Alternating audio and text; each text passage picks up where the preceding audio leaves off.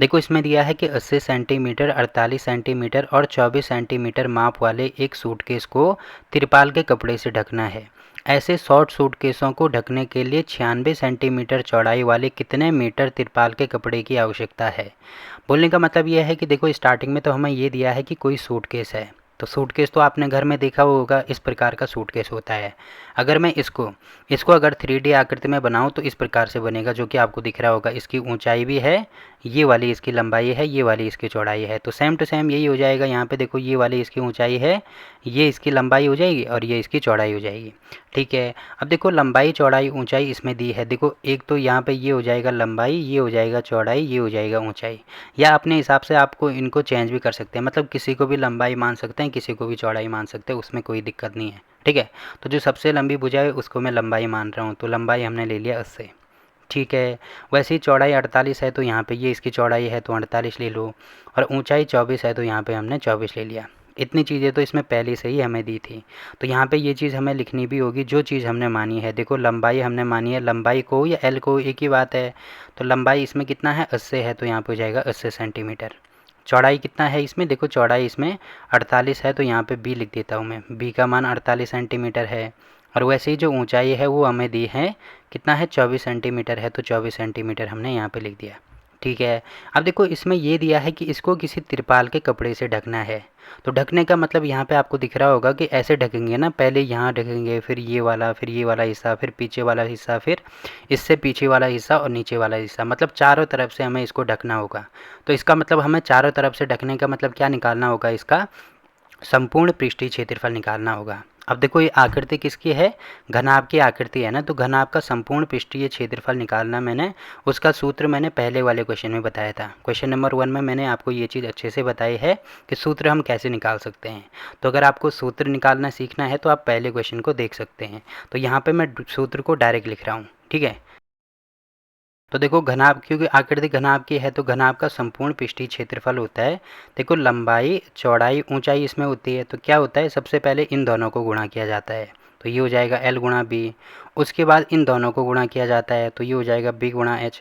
अब देखो ये दोनों गुणा हो गए, ये दोनों भी गुणा हो गए, तो लास्ट में ये दोनों बचे तो इन दोनों को भी गुणा किया जाता है, तो ये हो जाएगा यहाँ पे LH।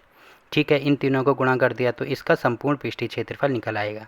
अब देखो कितना होगा, यहाँ पे मान रखना शुरू कर दो, 2 गुणा एल का मतलब लंबाई कितनी है 80 है तो यहाँ पे हो जाएगा 80, गुणा बी मतलब चौड़ाई 48 है तो यहाँ पे हो जाएगा 48, धन बी यहाँ पे देखो 48 है तो ये हो जाएगा 48, गुणा एच का मान देखो 24 है तो 24, धन एल का मान देखो कितना है, एल इसमें 80 दिया है तो यहाँ पे हो जाएगा 80, गुणा एच, अब देखो एच का मान 24 है तो यहाँ पे हो जाएगा 24। अब इसको हल करेंगे तो आपको दिख रहा होगा यहाँ पे हो जाएगा 2 गुणा, इन दोनों को गुणा करना पड़ेगा, तो 8 8 64 को 4 हासिल होगी 6, 8 चौको 32 और 6 कितना हो जाएगा 38, तो ये आ रहा है 3840। वैसे इन दोनों को गुणा करेंगे तो इसको मैं अलग से यहाँ पे गुणा कर रहा हूँ। ठीक है, तो गुणा करेंगे तो 8 चौको 32 को ये हो जाएगा 2, 4 चौको 16 और 3 यहाँ पे हो जाएगा 19, 8 दूनी 16 और 16 को ऊपर 6, 4 दूनी 8 और एक हो जाएगा 9, मतलब ये कितना आ रहा है 2, 9 और 6 15 को 5 और 9 और एक 10 और एक 11, तो 1152 ये आ रहा है। और ये आ रहा है 8 चौको 32 को 2, 8 दूनी 16 और 3 ये हो जाएगा 19, तो ये आ रहा है 1920 के बराबर। ठीक है, अब इन सबको जोड़ेंगे तो कितना हो जाएगा, यहाँ पे मैं जोड़ देता हूँ, ये हो जाएगा 3840, 1152 और 1920, 2 यहाँ पे हो जाएगा 5 और 4 9, 10 11 को 1, अब 8 और एक 9, एक 10, 10 और 9 ये हो जाएगा 19, 3 4 5 और एक हासिल 6, 5 और एक हासिल 6 होगी ना, तो यहाँ पे हो जाएगा 6 9 1 2।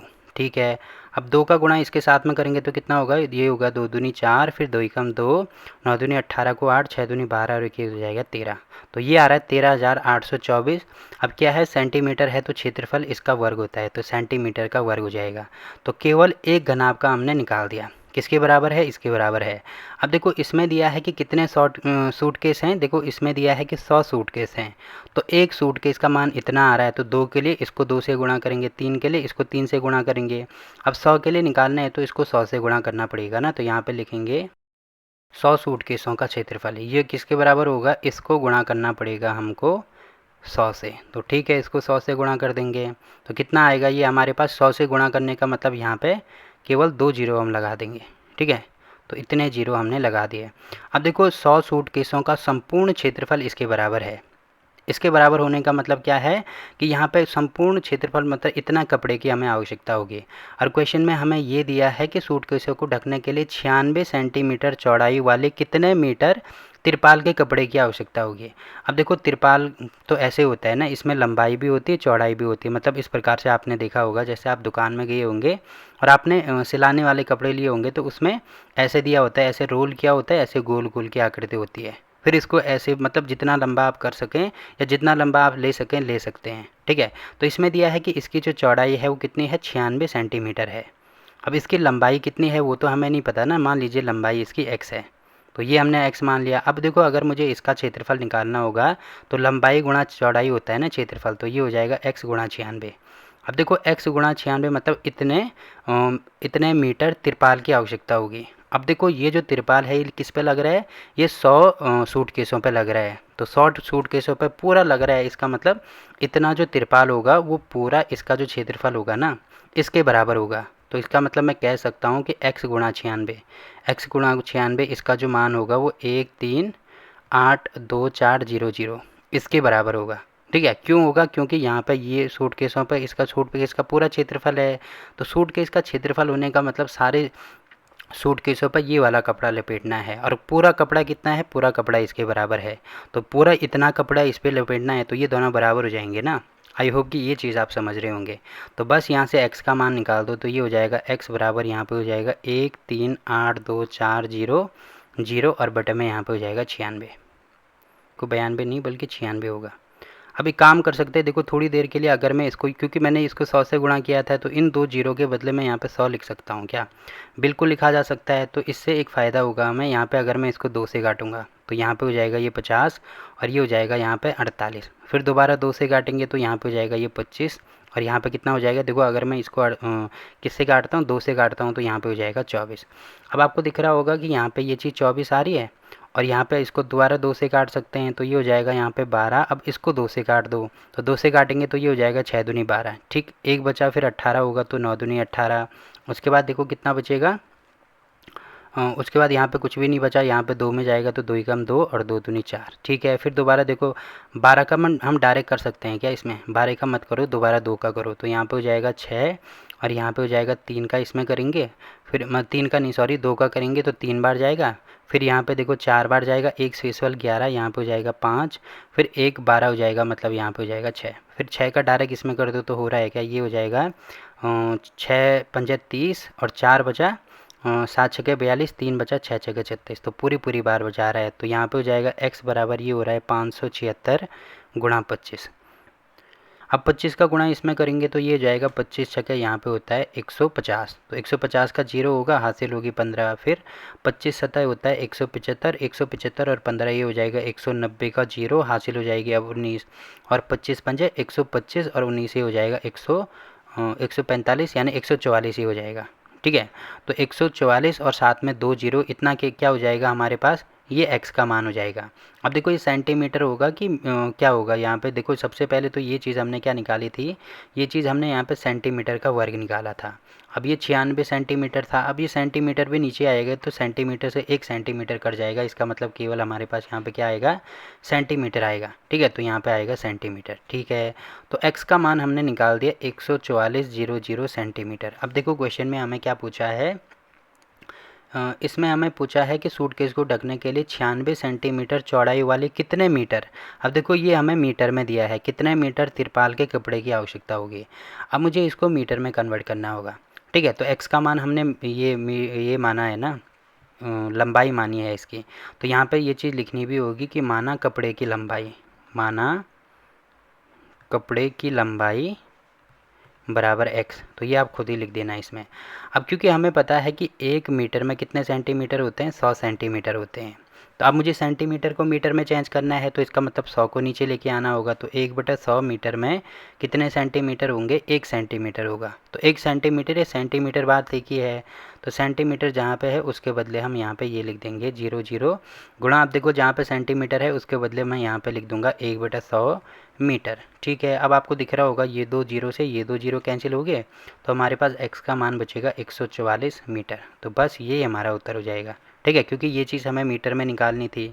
बाकी अपने आंसर को चेक भी करना है तो यहाँ पे कर सकते हैं। 144 आ रहा है ना। तो आई होप कि ये क्वेश्चन भी आपके समझ में आया होगा। तो ये वाला क्वेश्चन भी हो गया। अब देखो अगला क्वेश्चन क्या दिया है इसमें। देखो इसमें दिया है कि एक ऐसे घन की भुजा ज्ञात कीजिए जिसका पृष्ठीय क्षेत्रफल 600 सेंटीमीटर का वर्ग है। अब देखो इसमें दिया है कि कोई घन है, ठीक है, तो घन का पृष्ठीय क्षेत्रफल हमें दिया है। तो घन का पृष्ठीय क्षेत्रफल निकालने का जो सूत्र है वो मैंने प्रश्न संख्या 1 में आपको बहुत अच्छे से समझाया है कि कहाँ से सूत्र निकलता है। तो यहाँ पे मैं डायरेक्ट सूत्र लिख रहा हूँ। ठीक है, तो यहाँ पे लिखेंगे घन का पृष्ठीय क्षेत्रफल बराबर होता है 6 गुणा भुजा का वर्ग। ठीक है, अब देखो आपको दिख रहा होगा पृष्ठीय क्षेत्रफल हमें यहाँ पे दिया है 600 सेंटीमीटर का वर्ग है, तो इसका मतलब यहाँ पे हो जाएगा 600। ठीक है, बराबर यहाँ पे होगा 6 गुणा। अब देखो भुजा जैसे कोई घन है, कोई सा भी घन अगर मैं लेता हूँ तो घन का मतलब यही होगा ना कि जिसकी लंबाई चौड़ाई ऊंचाई बराबर होती है। तो अगर मैंने इसकी एक भुजा ए ले ली तो ये वाली भी ए होगी, ये वाली भी ए होगी, मतलब लंबाई चौड़ाई ऊंचाई इनकी बराबर होगी। तो भुजा यहाँ पे लिखा है तो भुजा मैंने ए मान लिया, तो यहाँ पे हो जाएगा ए का वर्ग। ठीक है, अब मुझे क्या निकालना है, ए का मान निकालना है। तो कैसे हम निकालेंगे, सबसे पहले ये जो 6 दिख रहा है इसको नीचे लेके आएंगे, तो ये हो जाएगा यहाँ पे 600 बटे में यहाँ पे हो जाएगा 6, तो ये होगा ए का वर्ग। अब 6 से इसको काटेंगे तो यहाँ पे हो जाएगा ये 100। अब ये हो गया 100 बराबर ये हो रहा है ए का वर्ग। अब देखो मैं इसको आगे पीछे कर सकता हूँ, मतलब यहाँ पे मैं ए का वर्ग बराबर लिख सकता हूँ 100। यहाँ पे किसी को कोई दिक्कत नहीं होगी। अब देखो ए का वर्ग बराबर ये जो 100 है किसका वर्ग होता है, ये होता है 10 का वर्ग, जो कि आपने घन और या वर्ग और वर्गमूल वाले चैप्टर में पढ़ा होगा। ठीक है, तो देखो इससे ये वाला कट जाएगा, तो ए का मान हमने निकाल दिया यहाँ पे 10। तो बस यही हमारा उत्तर हो जाएगा, ए बराबर 10 हो गया। ठीक है, अब देखो ये किस में हमें दिया है, ये सेंटीमीटर में दिया है, तो ये हो जाएगा हमारा ए बराबर 10 सेंटीमीटर। तो हमने क्या निकाल दी, इसकी भुजा निकाल दी। तो आपको दिख रहा होगा क्वेश्चन नंबर 3 भी यहाँ पे कंप्लीट हो गया। अब देखो अगला क्वेश्चन क्या दिया है इसमें।